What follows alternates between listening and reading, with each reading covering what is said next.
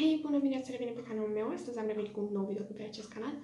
Scuze că vorbesc încet. Vreau să fac astăzi un tip de capra de nes, de ceva pe care nu eu beau, logic, așa, pe care sigur l-ați văzut și voi de pe TikTok. Nu știu exact cum se numea, mă rog, ideea este că haideți să vedem cum iese. Este doar de încercat așa, nu știu dacă merge super, dacă nu, asta e. Ok, deci pentru asta veți avea nevoie de apă, nes și zahăr. Rețeta spune că trebuie să pui 2 lingurițe din fiecare, însă tatăl meu mi-a spus că e prea mult să pui 2 lingurițe de nes, nu știu cum este, dar o să-l ascult, așa că... Pe lângă asta veți mai avea nevoie și de un tel sau un mixer de mână și un bol. Ok, deci am pus o linguriță de nes, una de zahăr și una sau mai mult de apă.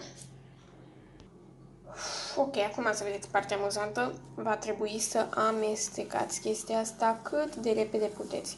Mai întâi așa puțin și după aia din ce în ce mai repede.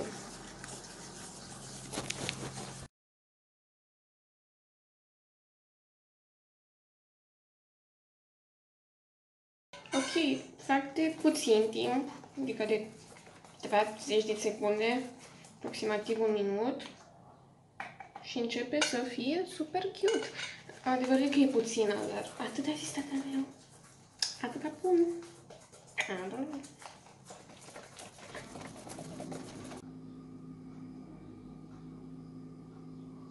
Ok, deci am rezolvat. L-am făcut.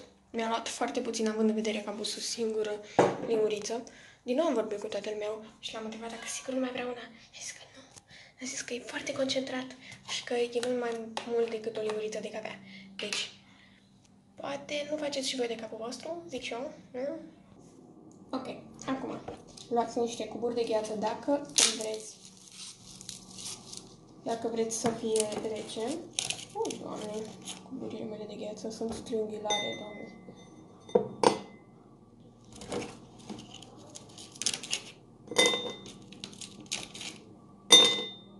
Se pun 4 de-astea mici. Perfect. Lapte.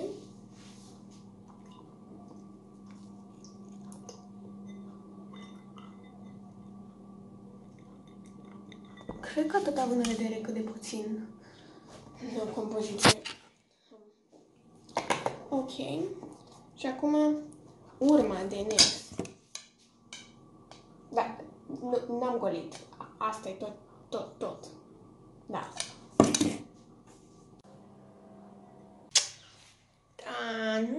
Nu știu ce să zic. De arătat arată ok, arată bine. E puțină, într-adevăr, dar totuși e destulă. Adică arată ok, nu știu. Sper că e bună. Cam așa a ieșit.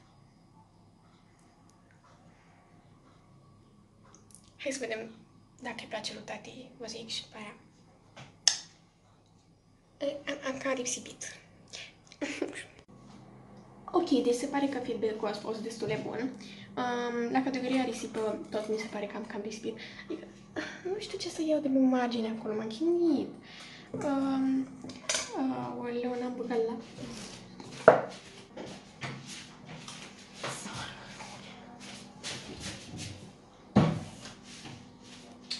Viața!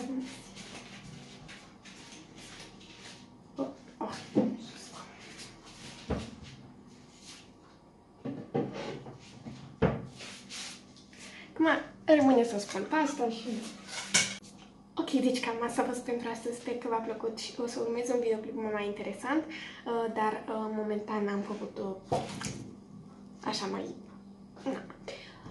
Sper că v-a plăcut, dacă v-a plăcut nu uitați să dați un like, să vă abonați la canalul meu și rămâneți pe canal pentru că urmează, am mai zis asta, un videoclip foarte tare, dar chiar o simt. Pa!